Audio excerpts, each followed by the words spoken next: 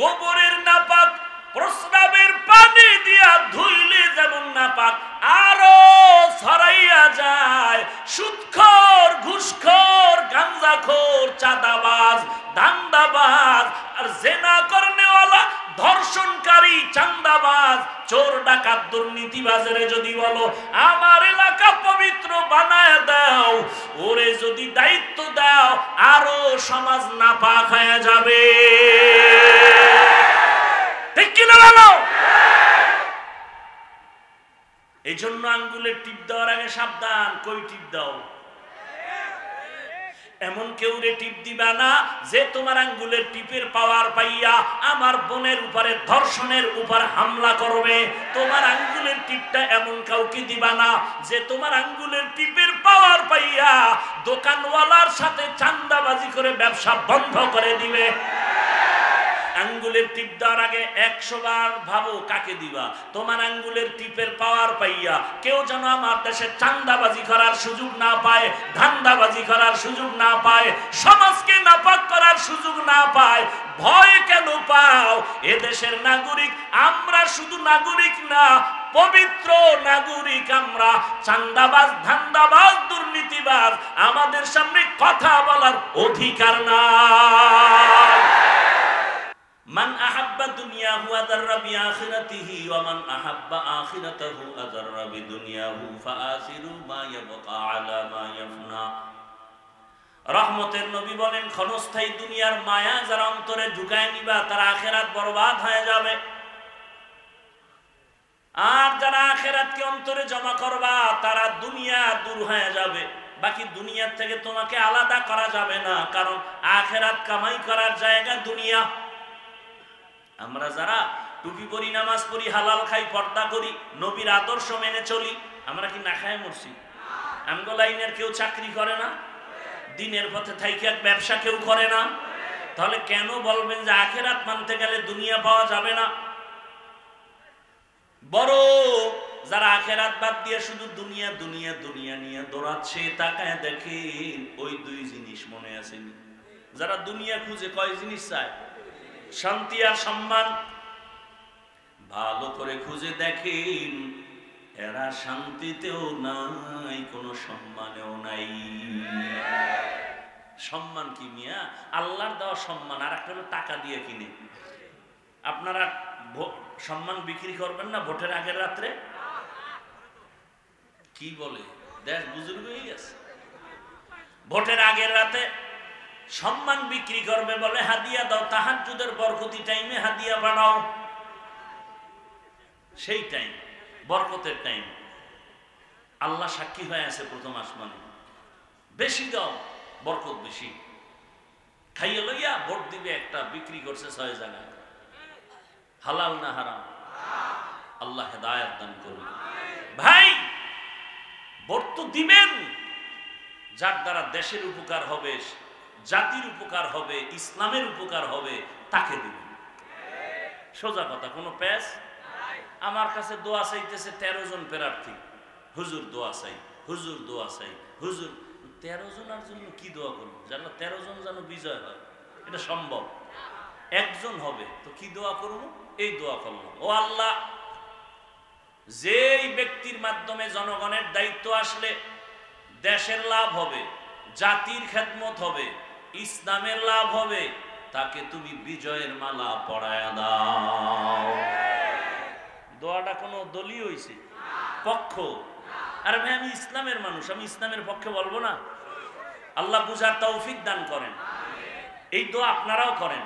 আল্লাহ যার দ্বারা দেশের উপকার হবে, আমাদের জনগণের সেবা হবে, ইসলামের উপকার হবে, তাকেই তুমি বিজয় দান করো। সম্মান পাওয়া যাবে না, আল্লাহর দেয়া সম্মান বড় দামি। টাকা দিয়ে সম্মান কিনলে প্রথমে ফুলের মালা, ফাইনালে জুতার মালা। আর আমার আল্লাহ যারে সম্মান দান করবেন, ওই বান্দা যেখানে বসবে ওই জায়গাটাও বড় দামি হয়ে যাবে। ওদের সম্মান দুনিয়ায়, ওদের সম্মান আখিরাতে। আল্লাহ, কষ্ট হচ্ছে আপনাদের? হলেও একটু মাফ করে দিনের জন্যই তো, আপনার এক রাত, আমার তো প্রতি রাত। ভাইরা আমার, কাউকে তো একটা ক্ষতির কথা বলি না। এই যে এতক্ষণ বয়ান করি, শুধু আমি না, সব আলেম ওলামারা এ জাতির কল্যাণ চায়, ঠিক না? আচ্ছা বলেন তো একটা উদাহরণ, সরকারের চাকরি যারা করে, বেসরকারি যারা চাকরি করেন, তাদের ডিউটি কয় ঘন্টা? বলেন বলেন। 5 ঘন্টা, 8 ঘন্টা, 8। সরকারি ডিউটি 8 ঘন্টা। বলেন নিম্নে সরকার থেকে বেতন কত? নিম্নে 20,000 ধরেন, 20, হ্যাঁ 20,000। টেবিলের নিচে আরো মুক্তার দানা তো অভাব নাই কি? দুনিয়ার কোন দেশে যদি মুক্তার দানা না থাকে, আমার দেশের মধ্যে টেবিলের নিচে বহু হারাম শুকরের মুক্তার দানা আছে। পাইলেই রাতারাতি আঙ্গুল ফুলে কলা গাছ। কথা ঠিক নেই ভাইরা আমার? তাহলে ডিউটি করে 8 ঘন্টা, বেতন 20,000, এমনি হেমনি আরো অনেক কিছু। এবার আপনারা বলেন, আপনাদের অঞ্চলগুলোতে যত মসজিদ আছে, ইমাম সাহেবদের ডিউটি কত ঘন্টা? বলেন। বেতন দেন কত? গ্রামে তো সেদিন এক জায়গায় জিজ্ঞেসি, ইমামের 1,500, খতিবের 2,500। আমি বললাম একুরেট মাস মাস? বলে 13 মাস বাকি। 24 ঘন্টা ডিউটি করে, 5,000 টাকা, 10,000 টাকা বেতন দেয়, তাও মাস মাস দেওয়া হয় না।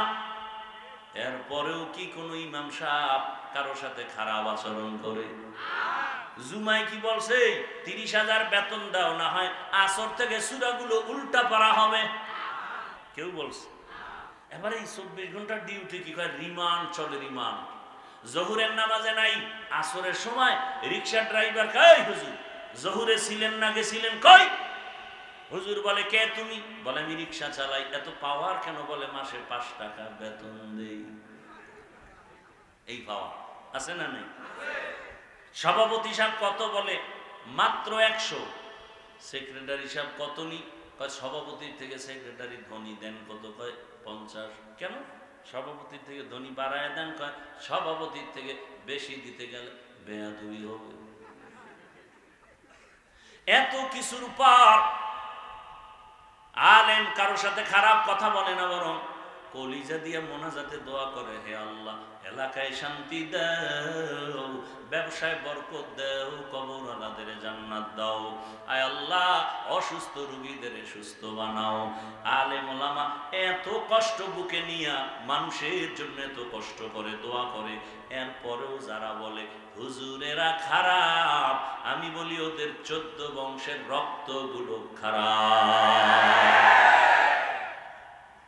আল্লাহ হেদায়েত দান করেন।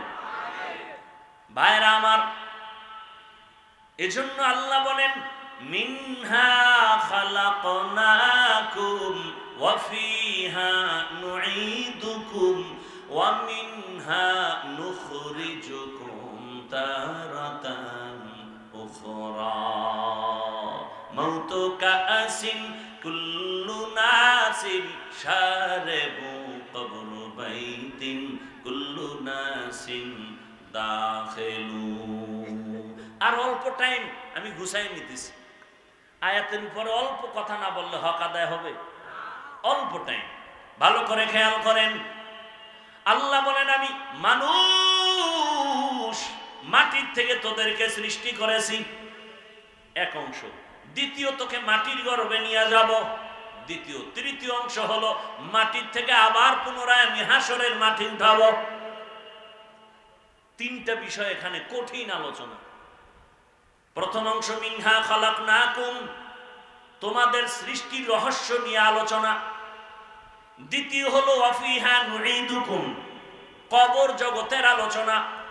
তৃতীয় হলো ওয়া মিনহা নুখরিজুকুম তারাতান উখরা, কিয়ামতের আলোচনা। মাত্র মিনহা খালাকনাকুম শব্দটার উপরে কয়েক মিনিট কথা বলবো। আল্লাহ বলেন হে মানুষ, মাটি থেকে তোমাকে সৃষ্টি করা হলো। ডাইরেক্ট আল্লাহ আদমকে বলছেন হে আদম আমি তোমাকে মাটির থেকে সৃষ্টি করেছি। যদি আদম উদ্দেশ্য হয় তাহলে মিনহা খলাকনা, কা হবে কুম হবে কেন? কা মানি তোমাকে, কুম মানি তোমাদেরকে। আদম কি তোমাদের না তুমি? তুমি। আদম তো একা, এখানে হবে মিনহা খলাকনাকা। বরং আল্লাহ বলেন মিনহা খলাকনাকুম, আমি আদম তোমাদেরকে সৃষ্টি করেছি। তার মানে বাবা যেই পদার্থের হবে সন্তানেরাও সেই একই পদার্থের হবে। আল্লাহ তাআলা মানুষ সৃষ্টির ব্যাপারে আবার অনেক কথা এখানে আলোচনা অনেক জায়গায় করেছি, আজকে নতুন করে শুরু করেছি এই সুযোগে, কিন্তু এত কথা বলা যাবে না। আল্লাহ মানুষ সৃষ্টির ক্ষেত্রে আরেক জায়গায় আরেক ভাবে বলেন, আমি মানুষ সৃষ্টি করেছি জমাট রক্ত থেকে। ইকরা বিসমি রাব্বিকাল্লাযী খালাক, খালাকাল ইনসানা মিন আলাক। আছে না নাই? ওখানে বলা হলো মাটির থেকে, এখানে বলা হলো জমাট রক্ত থেকে। আর এক আয়াত আল্লাহ বলেন না, আমি মানুষ সৃষ্টি করেছি হাল আতা আলাল ইনসানি হিনুম মিনাদ দাহরি লাম ইয়াকুন শাইআম মাযকুরা ইন্না খালাকনাল ইনসানা মিন নুতফাতিন আমশাজিন নাবতালি ফাজআলনাহু সামিআম বাসীরা। ঠিক আছে আয়াত? ঠিক আছে, পরে তো ফেস লাগাই দেব। ঘুমাও ঘুমাও।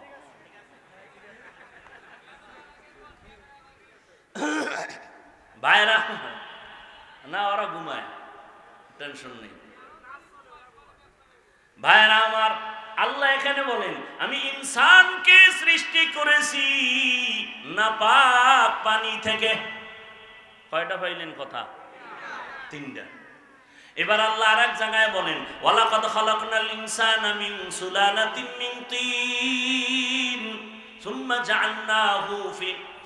জাআলনাহু নুতফাতান ফি ক্বারারিন মাকিন সুম্মা খালাকনান নুতফাতা আলাকা ফাখালাকনাল আলাকাতা মুদগাহ ফাখালাকনাল মুদগাতা ইযামা ফাকাসাওনাল ইযামা লাহমা সুম্মা আনশা'নাহু খালকান আখার ফাতাবারাকাল্লাহু আহসানুল খালিকিন।